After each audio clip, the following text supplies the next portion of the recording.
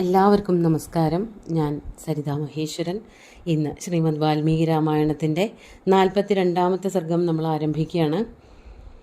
കഴിഞ്ഞ ദിവസം പറഞ്ഞു നിർത്തിയ കഥ, അതായത് സഗരന്മാരുടെ മരണം, അതിനെ തുടർന്നുണ്ടായ സംഭവ വികാസങ്ങൾ, യാഗം ഭംഗിയായിട്ട് അവസാനിപ്പിച്ചു സഗരൻ. അതിനുശേഷം മകനില്ലല്ലോ, മകൻ്റെ പുത്രനായിട്ടുള്ള അംശുമാന് രാജ്യഭാരങ്ങളൊക്കെ ഏൽപ്പിച്ചു കൊടുത്ത് അങ്ങനെ 30,000 വർഷത്തോളം രാജ്യം ഭരിച്ചിട്ട് അദ്ദേഹം സ്വർഗത്തിലെത്തി എന്ന് പറഞ്ഞിട്ടാണ് നിർത്തിയത്. ഇനി അതിനുശേഷം അംശുമാൻ എന്തൊക്കെയാണ് ചെയ്യണത്, ആരാണ് ഗംഗയെ ഭൂമിയിലേക്ക് കൊണ്ടുവരുന്നത് തുടങ്ങിയിട്ടുള്ള കഥകളൊക്കെ പറയാൻ തുടങ്ങുകയാണ്. നമുക്ക് ആദ്യം 1ാമത്തെ ശ്ലോകം നോക്കാം. കാലധർമ്മം ഗതേ രാമ സഗരേ പ്രകൃതിജനാ രാജാനം രോചയാമാസുരംശുമന്തം സുധാർമ്മികം.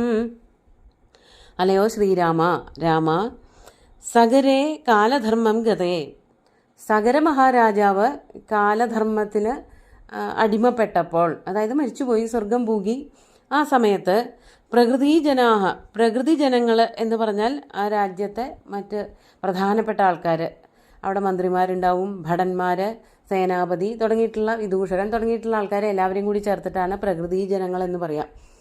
അപ്പോൾ അവരെല്ലാവരും കൂടി ചേർന്നുകൊണ്ട് എന്തു ചെയ്തു? സുധാർമ്മികം അംശുമന്തം രാജാനം രോചയാമാസു, പരമധാർമ്മികനായിട്ടുള്ള, സത്യസന്ധനായിട്ടുള്ള, നല്ല കാര്യപ്രാപ്തി ഉള്ളവനായ അംശുമാൻ എന്നു പേരുള്ള പൗത്രനെ, അസമഞ്ജന്റെ പുത്രനെ രാജാവായിട്ട് വാഴിച്ചു. അതാണ് സുധാർമ്മികം അംശുമന്തം രാജാനം രോചയാമാസു, രാജാവായിട്ട് നിശ്ചയിച്ചു, വാഴിച്ചു എന്നർത്ഥം. പ്രജകളെല്ലാവരും കൂടി ചേർന്ന്, അതുപോലെ തന്നെ അവിടുത്തെ മുഖ്യന്മാരായിട്ടുള്ള രാജപ്രതിനിധികൾ എല്ലാവരും കൂടി ചേർന്ന് അങ്ങനെ വാഴിച്ചു. സ രാജാ സുമഹാനാസീദംശുമാൻ രഘുനന്ദന തസ്യ പുത്രോ മഹാനാസീദ് ദിലീപ ഇതി വിശ്രുത. സ രാജാ സുമഹാനാസീദ്, സഹ അംശുമാൻ, ആ അംശുമാൻ എന്നു പേരുള്ള രാജാവ്, സുമഹാനാസീദ്, അല്ലയോ രഘുനന്ദന, വളരെ മഹാനായിട്ടുള്ള, വളരെ മിടുക്കനായിട്ടുള്ള, കഴിവുള്ള രാജാവ് തന്നെയായിരുന്നു, അതിന് സംശയമൊന്നുമില്ല. വളരെ കാലം രാജ്യം ഭരിക്കുകയും ചെയ്തു. അദ്ദേഹത്തിന് ഒരു പുത്രനുണ്ടായി. തസ്യ പുത്ര മഹാനാസീദ്, അദ്ദേഹത്തിന് വളരെ മിടുക്കനായിട്ടുള്ള, കഴിവുള്ള ഒരു പുത്രനുണ്ടായി. ആ പുത്രന്റെ പേരെന്തായിരുന്നു? ദിലീപഹ ഇതി വിശ്രുത, ദിലീപൻ എന്നു പേരുള്ള ഒരു മകനുണ്ടായി. രഘുവംശത്തിൽ നോക്കുമ്പോൾ, രഘുവംശം എന്ന് പറഞ്ഞാൽ രഘുവിൽ നിന്നാണ് ആ പേര് വരണതെങ്കിലും രഘുവിൻ്റെ പിതാവായിട്ട് ഒരു ദിലീപനെ നമ്മൾ കഥകളിൽ കണ്ടിട്ടുണ്ടാവും. രാമായണത്തിലും അതുപോലെ കാളിദാസന്റെ മഹാകാവ്യമായിട്ടുള്ള രഘുവംശത്തിലൊക്കെ കാണാൻ പറ്റും. ആ ദിലീപനല്ല, ഇത് വേറെ ഒരു ദിലീപനാണ്, ഈ അംശുമാന്റെ പുത്രനായിട്ടുള്ള ദിലീപൻ. ആ ദിലീപൻ വളരെ മിടുക്കനായിട്ടുള്ള, കഴിവുള്ള, പ്രതാപിയായിട്ടുള്ള രാജാവ് തന്നെയായിരുന്നു. അപ്പൊ ദിലീപൻ എന്ന് പറഞ്ഞൊരു പുത്രൻ ഉണ്ടായപ്പോൾ എന്താ സംഭവിച്ചത്? അതാണ് 3ാമത്തെ ശ്ലോകത്തിൽ പറയണത്. തസ്മിൻ രാജ്യം സമാദിശ്യ ദിലീപേ രഘുനന്ദന ഹിമവച്ഛിഖരേ രമ്യേ തപസ്തേവേ സുദാരുണം. തസ്മിൻ ദിലീപേ, അല്ലയോ രഘുനന്ദന, അല്ലയോ ശ്രീരാമ, ആ ദിലീപനിൽ രാജ്യം സമാദിശ്യ, അദ്ദേഹവും തൻ്റെ രാജ്യം ഏൽപ്പിച്ചിട്ട്, അതായത് അംശുമാൻ തൻ്റെ രാജ്യത്തിനെ ദിലീപൻ എന്നു പേരുള്ള പുത്രൻ്റെ കയ്യിൽ ഏൽപ്പിച്ചു. ഇപ്പോൾ കണക്ക് നോക്കുകയാണെങ്കിൽ ആദ്യം സഗരന് അസമഞ്ജൻ, അസമഞ്ജന്റെ പുത്രനാണ് അംശുമാൻ, അംശുമാന്റെ പുത്രനാണ് ദിലീപൻ. ഇവരൊക്കെ അന്വേഷിക്കുന്നത് എങ്ങനെ ഗംഗയെ ഭൂമിയിൽ കൊണ്ടുവരും, ചെറിയച്ഛന്മാർക്ക് തർപ്പണം കൊടുക്കുമെന്നൊക്കെ തന്നെയാണ്. അപ്പോൾ പക്ഷേ ആരും ഫലം കാണണില്ല.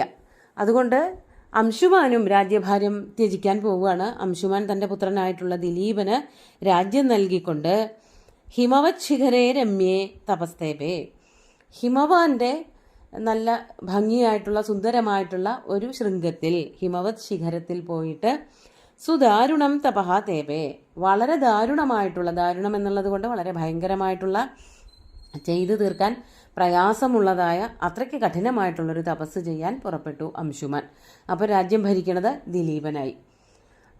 ഈ എന്തിനാണ് ഇങ്ങനെ ഓരോരുത്തരായിട്ട് രാജ്യം നൽകി പോണതായിട്ട് വർണ്ണിക്കണതെന്നുണ്ടെങ്കിൽ, ഓരോരുത്തർക്കും അവരവരുടെ മാക്സിമം പ്രവൃത്തികൾ, ഈ ഗംഗയെ ഭൂമിയിലേക്ക് കൊണ്ടുവരാൻ വേണ്ടിയിട്ടുള്ള പ്രവൃത്തികളൊക്കെ ചെയ്തിട്ടുണ്ടാവും. പക്ഷെ ഒന്നും ഫലം കണ്ടില്ല. തപസ് ചെയ്യാനായിട്ട് അംശുമാനും പോയി മകൻ ദിലീപൻ രാജ്യഭാരം ഏറ്റെടുത്തു എന്നാണ് പറയണത്. അങ്ങനെ എത്ര വർഷം അദ്ദേഹം തപസ് ചെയ്യാണ്? 32,000 വർഷം തപസ് ചെയ്യാൻ പോവുകയാണെന്നാണ് അടുത്ത ശ്ലോകത്തിൽ പറയണത്. 4-ാമത്തെ ശ്ലോകം നോക്കാം. 32,000 വർഷാണി സുമഹായശാഃ തപോവനഗതോ രാജാ സ്വർഗം ലേഭേ തപോധന. 32,000 32 ശതസഹസ്രം, അതായത് 32,000 വർഷങ്ങൾ ആ മഹായശസ്വിയായിട്ടുള്ള രാജാവ് ദിലീപൻ രാജ്യം ഭരിച്ചതിന് ശേഷം തപോവനഗത രാജ, തപോവനത്തിലേക്ക് എത്തിച്ചേർന്ന ആ രാജാവ് ഏതാണ്ട് 32,000 വർഷത്തോളം തപസ് ചെയ്തിട്ട് പിന്നെ എന്ത് ചെയ്തു? തപോധനനായ അദ്ദേഹം സ്വർഗം ലേഭേ, അദ്ദേഹത്തിന് സ്വർഗം ലഭിക്കുകയും ചെയ്തു. അദ്ദേഹം സ്വർഗസ്ഥനായി, ശരീരം ത്യജിച്ച് സ്വർഗം പ്രാപിച്ചു എന്നർത്ഥം. അപ്പം രാജ്യം ഭരിക്കുന്നത് ദിലീപനാണ്. ഇനി ദിലീപന്റെ കാര്യം പറയാണ് 5-ാമത്തെ ശ്ലോകത്തിൽ. ദിലീപസ്തു മഹാതേജാഃ ശ്രുത്വാ പൈതാമഹം വധം ദുഃഖോപഹതയാ ബുദ്ധ്യാ നിശ്ചയം നാധ്യഗച്ഛത. മഹാതേജാഃ ദിലീപഃ തു, മഹാതേജസ്വിയായിട്ടുള്ള നല്ല കഴിവുള്ളവനാണ് ആ രാജാവും ദിലീപനും. അദ്ദേഹവും പൈതാമഹം വധം ശ്രുത്വ, തൻ്റെ പിതാമഹന്മാരുടെ, അതായത് സഗരപുത്രന്മാരുടെ വധത്തെക്കുറിച്ച് കേട്ടിട്ട്, വധം ശ്രുത്വ ദുഃഖോപഹതയാ ബുദ്ധ്യ നിശ്ചയം ന അധ്യഗച്ഛത. ദുഃഖോപഹതമായിട്ടുള്ള ബുദ്ധി കാരണം, അതായത് ദുഃഖിതനായിട്ടിരിക്കാനേ പറ്റുന്നുള്ളൂ, അതിനെന്താണ് ഒന്ന് ചെയ്തു തീർക്കാൻ പറ്റുക, എന്ത് ചെയ്താലാണ് ഗംഗയെ ഭൂമിയിലേക്ക് കൊണ്ടുവരാൻ പറ്റുക, എന്ത് ചെയ്താലാണ് പിതാമഹന്മാർക്ക് മോക്ഷം കിട്ടുക എന്നുള്ളതൊന്നും ചിന്തിക്കാൻ പറ്റുന്നില്ല. അത്രയ്ക്ക് ശക്തി ഉണ്ടായിരുന്നില്ല. വളരെ ദുഃഖിതനായിട്ട് മാത്രം അതിനെപ്പറ്റി ചിന്തിച്ചു കൊണ്ടിരുന്നു. ദുഃഖ ഉപഹതയാ ബുദ്ധ്യ, ദുഃഖം വന്ന് വ്യാപിച്ചത് കാരണം ആ ഒരു ബുദ്ധിയോട് കൂടിയിട്ട് നിശ്ചയം ന അധ്യഗച്ഛത, നിശ്ചയം പ്രാപിക്കാൻ സാധിച്ചില്ല, ഒന്ന് തീരുമാനമെടുക്കാൻ പറ്റിയില്ല എന്നർത്ഥം. എന്തിനെ പറ്റിയിട്ടുള്ള തീരുമാനത്തിന്റെ കാര്യം പറയാണ്, ആ തീരുമാനമാണ് എന്ന് പറയാണ് 6-ാമത്തെ ശ്ലോകത്തിൽ.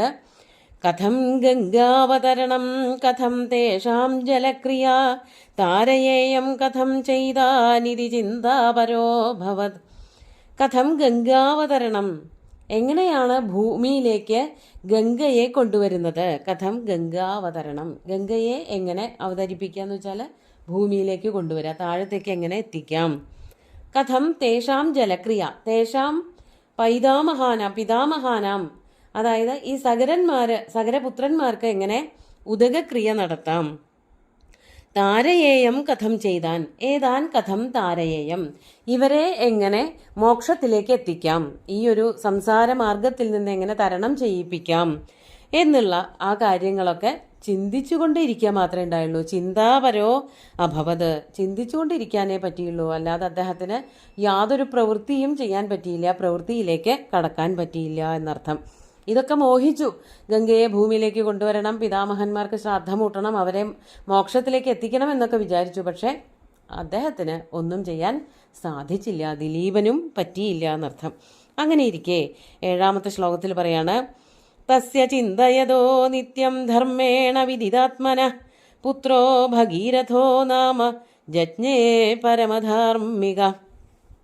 തസ്യ ചിന്തയതഃ, ഇപ്രകാരം ചിന്തിച്ചുകൊണ്ടിരിക്കുന്നവനായ ആ ദിലീപ മഹാരാജാവിന്, എന്നും എന്നുള്ള കണക്കിന് എങ്ങനെയാ വേണ്ടത്, എങ്ങനെയാ ചെയ്യുക എന്നൊക്കെ ആലോചിച്ചു കൊണ്ടിരിക്കുകയായിരുന്ന ആ മഹാരാജാവിന്, ധർമ്മേണ വിദിതാത്മന, ധർമ്മത്തോടുകൂടി മാത്രം ആത്മബോധത്തോടുകൂടി വർത്തിച്ച ആ മഹാരാജാവിന് അങ്ങനെ ഇരിക്കുമ്പോൾ ഒരു പുത്രനുണ്ടായി. പുത്രോ ഭഗീരഥോ നാമ ജജ്ഞേ പരമധാർമ്മിക ഭഗീരഥോ നാമ പുത്ര ജജ്ഞേ. പരമധാർമ്മികനായിട്ട് ഭഗീരഥൻ എന്നു പേരുള്ള ഒരു പുത്രൻ ജനിച്ചു എന്നാണ് പറയണത്. ഈ ഭഗീരഥനിൽ കൂടിയാണ് ഗംഗ ഭൂമിയിലേക്ക് വരണത്. ആ കഠിനമായിട്ടുള്ള പ്രയത്നത്തിനെയാണ് ഇന്നും നമ്മൾ പറയണ ഭഗീരഥ പ്രയത്നം എന്ന ആ ഒരു ഒറ്റവാക്കുകൊണ്ട് സൂചിപ്പിക്കുന്നത്. ഇനി ഭഗീരഥന്റെ കഥയിലേക്ക് കടക്കുകയാണ്. ഇന്നത്തെ ശ്ലോകങ്ങൾ ഒന്നുകൂടി ചൊല്ലി നോക്കാം. രാജധർമ്മം ഗതേ രാമ സഗരേ പ്രകൃതിജനാഃ രാജാനം രോചയാമാസുരം ശുമന്തം സുധാർമ്മികം സ രാജാ സുമഹാനാസീദംശുമാൻ രഘുനന്ദന തസ്യ പുത്രോ മഹാനാസീദ് ദിലീപ ഇതി വിശ്രുതഃ തസ്മിൻ രാജ്യം സമാദിശ്യ ദിലീപേ രഘുനന്ദന ഹിമവച്ഛിഖരേ രമ്യേ തപസ്തേപേ സുദാരുണം ദ്വാത്രിംശതസഹസ്രം വർഷാണി സുമഹായശ തപോവനഗതോ രാജാ സ്വർഗം ലേഭേ തപോധന ദിലീപസ്തു മഹാതേജ ശ്രുത്വാ പൈതാമഹം വധം ദുഃഖോപഹതയാ ബുദ്ധ്യാ നിശ്ചയം നാധ്യഗച്ഛത കഥം ഗംഗാവതരണം കഥം തേഷാം ജലക്രിയ താരയേയം കഥം ചെയ്താനിതി ചിന്താപരോഭവത് തസ്യ ചിന്തയതോ നിത്യം ധർമ്മേണ വിദിതാത്മനഃ പുത്രോ ഭഗീരഥോ നാമ ജജ്ഞേ പരമധാർമ്മിക. ഇനി ബാക്കി കഥകൾ അടുത്ത ദിവസം വർണ്ണിക്കാം. സുന്ദരമായിട്ടുള്ള ശ്ലോകങ്ങൾ ഭഗവാൻ ശ്രീരാമചന്ദ്രൻ്റെ കാൽക്കൽ അർപ്പിച്ചുകൊണ്ട് ഗുരുവായൂരപ്പനെ സാഷ്ടാംഗം നമസ്കരിച്ചുകൊണ്ട് എല്ലാവർക്കും ശുഭദിനം നേർന്നു നിർത്തട്ടെ. നന്ദി.